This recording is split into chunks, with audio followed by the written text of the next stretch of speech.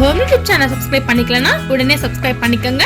பக்கத்துல இருக்க பெல் பட்டனை கிளிக் பண்ணிக்கங்க. அப்பதான் நாங்க போடுற வீடியோஸ் உங்களுக்கு உடனுக்குடனே அப்டேட் ஆகும். ஹாய் ஃப்ரெண்ட்ஸ், இன்றைக்கி நம்ம என்ன பார்க்க போகிறோம்னா 21வது வாரம், அதாவது ப்ரெக்னென்சி ஆனவங்களோட 21வது வாரத்தை என்னென்ன சிம்டம்ஸ் இருக்குது, எப்படி இருக்குதுன்னு தான் பார்க்க போகிறோம். அதாவது 21வது வாரம் அப்படின்னா ஃபிஃப்த்து மந்த் முடிஞ்சு சிக்ஸ்த்து மந்த்தோட ஃபஸ்ட்டு வாரம் தான் அந்த 21வது வாரம். அந்த 21வது வாரத்தில் உங்களுக்கு வந்து நல்லாவே பசி எடுக்க ஆரம்பிச்சிடும். குழந்தை வந்து அவங்களோட சாப்பாடை, அவங்களோட சத்தை வந்து நல்லா எடுத்துக்க ஆரம்பிச்சிடனால உங்களுக்கு ரொம்பவே பசிக்கும். முன்னாடி இருந்ததுக்கு இப்போ நல்லாவே பசிக்க ஆரம்பிச்சிடும். நீங்கள் சாப்பிட்றது தான் அந்த குழந்தைக்கு போகுது. அதனால நீங்கள் வந்து குழந்தைக்கு வந்து செரிமானத்தன்மை கொடுக்கக்கூடிய சாப்பாடாக நீங்கள் எடுத்துக்கிறது ரொம்ப நல்லது. அதுக்கப்புறம் பார்த்திங்கன்னா குழந்தை வந்து நல்லாவே வளர ஆரம்பிச்சிருக்கும்.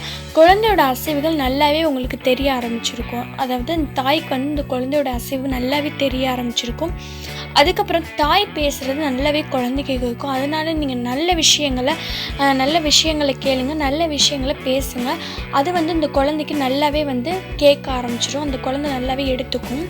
அதுக்கப்புறம் பார்த்திங்கன்னா இந்த வீக்லேருந்து உங்களுக்கு வந்து கால் ரொம்பவே வலிக்கும். முதுவலி, கால் வலிலாம் இருக்கும். சில பேர்த்துக்கு வந்து கால் வீக்கம் கொடுக்க ஆரம்பிக்கும். அது எதனால் அப்படின்னு பார்த்தீங்கன்னா ரத்த சுழற்சினால் கால் வீக்க ஆரம்பிக்கும். தண்ணி சத்து நிறையா இருந்தாலும் கால் வீக்கத்தை கொடுக்கும். அப்படி உள்ளவங்க வந்து நீங்கள் வந்து வாக்கிங் போனீங்கன்னா போக உங்களுக்கு அந்த கால் வலியில் அந்த கால் வீக்கம் வந்து குறைய ஆரம்பிக்கும். அதுக்கப்புறம் வந்து நீங்கள் கீழே உட்காந்திங்கன்னா தரையில் காலை நீட்டி தான் உட்காரணும். அதுக்கப்புறம் சேரில் உட்காரும் போது நீங்கள் வந்து சேரில் உட்காந்துருக்கிற காலை கீழே தொங்கப்படக்கூடாது. இன்னொரு சேர் போட்டு கால் நீட்டி தான் உட்காரணும். அப்போ வந்து உங்களுக்கு இந்த கால் வீக்கம் வந்து குறைய வாய்ப்பு இருக்குது. அதனால் நீங்கள் இந்த மாதிரி ட்ரை பண்ணி பாருங்கள். உங்களுக்கு வந்து உங்களோட எடை வந்து இன்க்ரீஸ் ஆகும். இந்த இதுலேருந்து உங்களுக்கு எடை வந்து இன்க்ரீஸ் ஆகும். அதுக்கப்புறம் உங்கள் வயிறு வந்து நல்லாவே தெரிய ஆரம்பிக்கும். நீங்கள் வந்து நல்லா தூங்குங்க. தூங்க குழந்தை வந்து நல்லாவே வளரும். நீங்கள் ரொம்ப ரெஸ்ட் எடுக்கணும். தூங்குறது ரொம்ப ரொம்ப நல்லது. ஓகே ஃப்ரெண்ட்ஸ், உங்களுக்கு இந்த டிப்ஸ் ரொம்பவே யூஸ்ஃபுல்லாக இருக்கும்.